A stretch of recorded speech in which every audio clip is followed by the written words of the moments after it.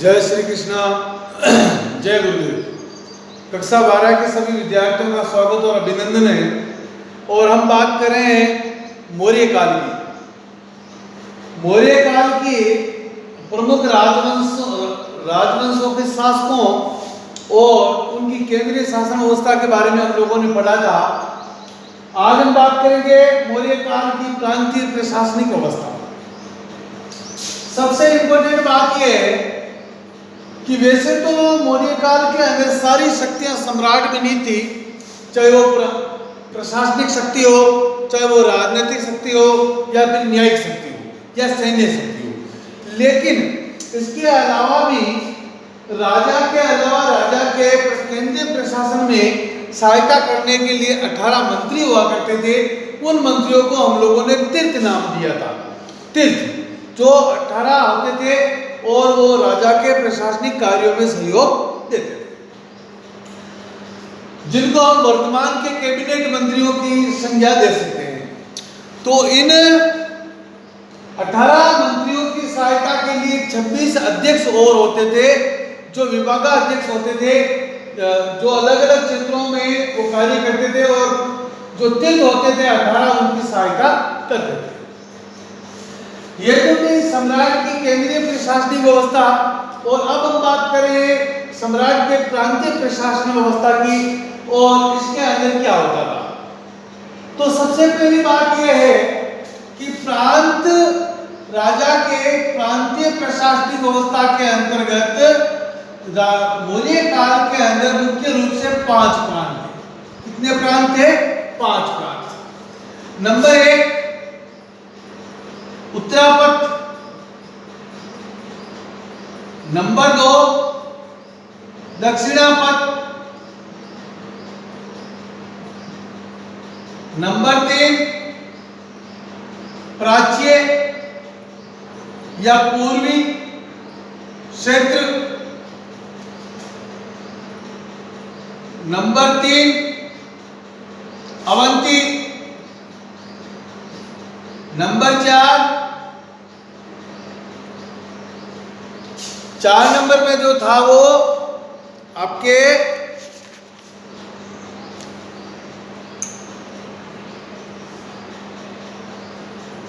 कलिंग। ये 5 प्रांत थे, और इस 5 प्रांतों के अंदर मौर्य काल का जो है प्रांतीय प्रशासन चलता था। अब इन 5 प्रांतों में जो होते थे वो राजा के उत्तराधिकारी होते थे, जिनको युवराज या कुमार कहा जाता था। राजा के उत्तराधिकारी होते थे, राजा के जो पुत्र होते थे, उनको प्रांतों के अंदर जो है नियुक्त किया जाता था, जिनको युवराज या कुमार के नाम से जाना जाता है। जैसे हम लोगों ने देखा कि बिंदुसार के काल में जो उनके 2 पुत्र थे, सुसीम और अशोक, जो थे वो तक्षशिला के और उज्जैनी के क्रमशः वो कुमार या आपके युवराज हुआ करते थे।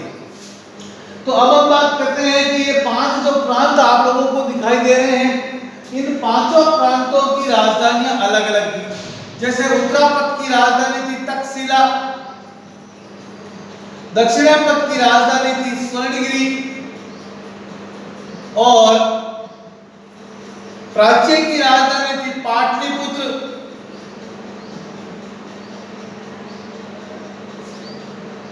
अवंती की राजधानी थी उज्जैन,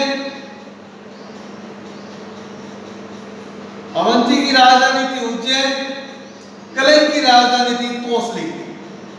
तो ये 5 प्रांत थे, और इन 5 प्रांतों की ये राजधानियां थी, और इन प्रांतों के अंदर राजा के जो उत्तराधिकारी होते थे, कुमार या युवराज जिनको कहा जाता था, ये व्यक्ति जो थे वो प्रांतों के अंदर प्रशासनिक व्यवस्था संचालित करते थे।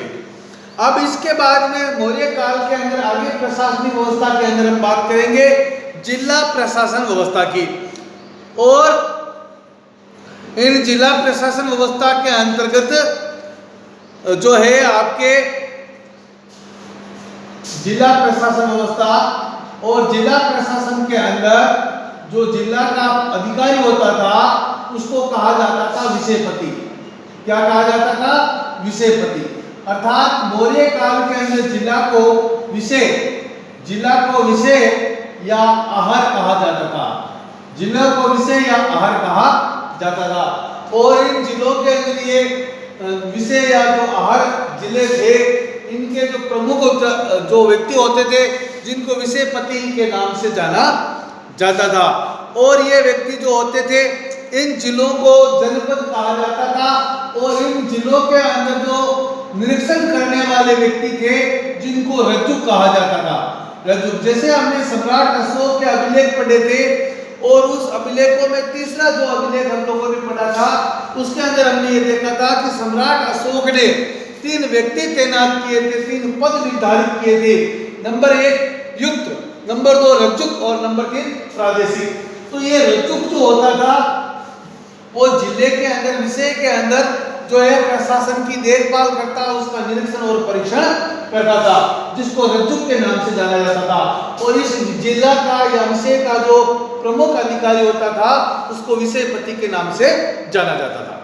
इसके बाद में हम आगे बात करते हैं कि इन जिलों के अंदर अलग अलग डिपार्टमेंट जो अध्यक्ष होते थे, जैसे हम लोग बात कर सकते हैं सीता अध्यक्ष। सीता अध्यक्ष जो होता था, वो कृषि विभाग का अधिकारी होता था। इसके बाद में अकरा अध्यक्ष, खानों का अध्यक्ष, नवा अध्यक्ष जो होता था, वो जहाजों से संबंधित अध्यक्ष होता था। लक्षणा अध्यक्ष होता था, वो टकसाल का अधिकारी होता था। और रूपा अध्यक्ष जो होता था, वो सिक्कों का निरीक्षण और परीक्षण करने वाला व्यक्ति होता था। तो ये जिलों के अंदर अलग अलग डिपार्टमेंट से संबंधित अलग अलग मंत्री या व्यक्ति होते थे, जो अलग अलग अपने कार्यों से संबंधित होते थे। अब इसके बाद में आगे हम बात करते हैं नगर प्रशासन व्यवस्था की। नगर प्रशासन व्यवस्था, नगर प्रशासन व्यवस्था भी मुख्य रूप से मौर्य काल की एक प्रमुख देन है। और नगरों का जो प्रधान अधिकारी होता था, उसको हम लोग जो है नागरिक के नाम से जानते हैं। नगर का प्रमुख अधिकारी होता था नागरिक। और इस नगर का जो कार्य है, वो एक समिति द्वारा किया जाता था।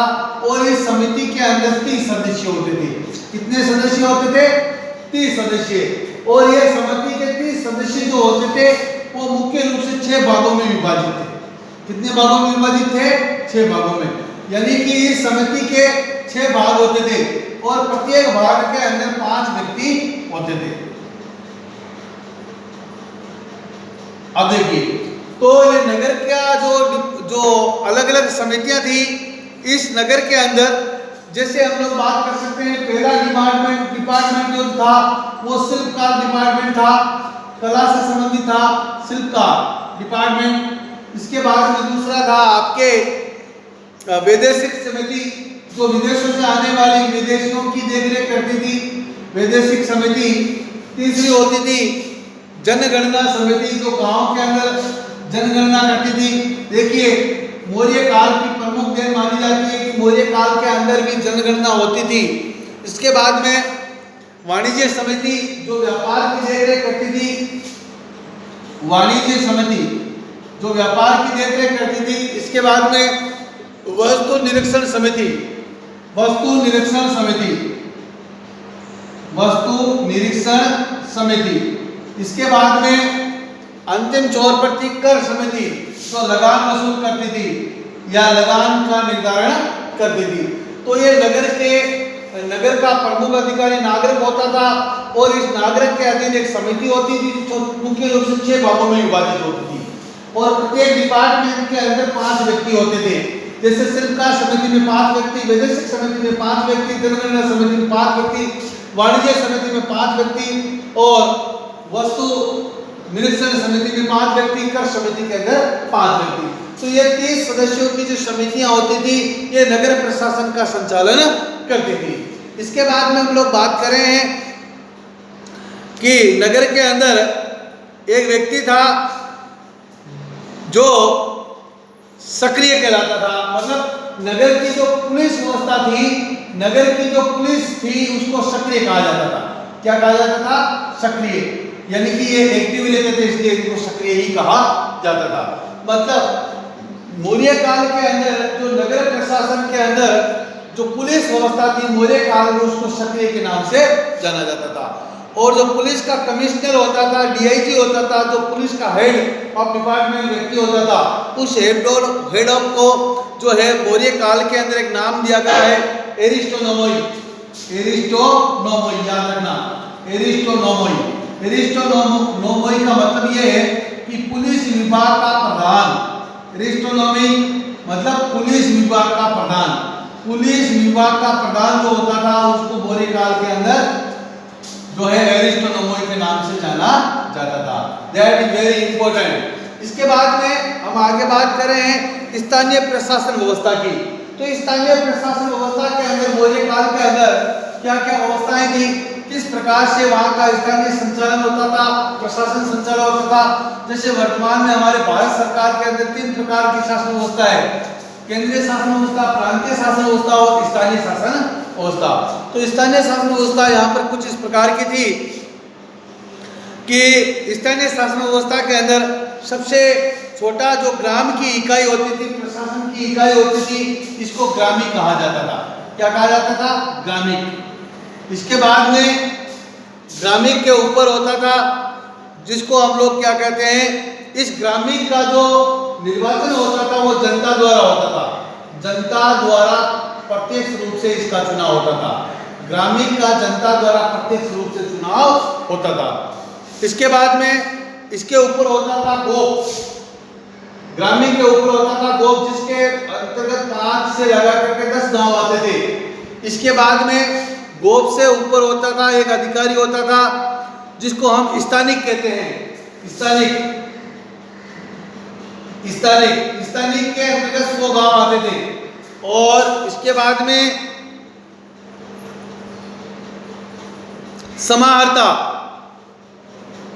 एक अधिकारी होता था जो समाहर्ता के नाम से जाना जाता था। और ये कर राजस्व विभाग से संबंधित था, राजस्व विभाग में, जिसके अंतर्गत लगभग 1000 गांव आते थे। तो इस प्रकार से ये अलग अलग जो प्रशासनिक इकाई होती थी, जैसे ग्रामीण जनता द्वारा प्रत्यक्ष रूप से चुनाव होता था, गांव का प्रमुख अधिकारी होता था, इसके ऊपर गोप होता था, गोप के ऊपर स्थानीय होता था, स्थानीय के ऊपर समाहर्ता होता था, जो राजस्व विभाग का प्रधान अधिकारी माना जाता था। तो इस प्रकार से आज हम लोगों ने मौर्य काल के अंदर प्रांतीय प्रशासनिक व्यवस्था, जिला प्रशासन व्यवस्था, नगर प्रशासन व्यवस्था और स्थानीय प्रशासन व्यवस्था के बारे में पढ़ा है। इसके बाद में हम लोग आगे कल पढ़ेंगे मौर्य काल की सैन्य व्यवस्था, मौर्य काल की न्यायिक व्यवस्था और मौर्य काल की कला और संस्कृति के बारे में अध्ययन करेंगे। तब तक के लिए धन्यवाद। जय श्री कृष्णा, जय गुरुदेव।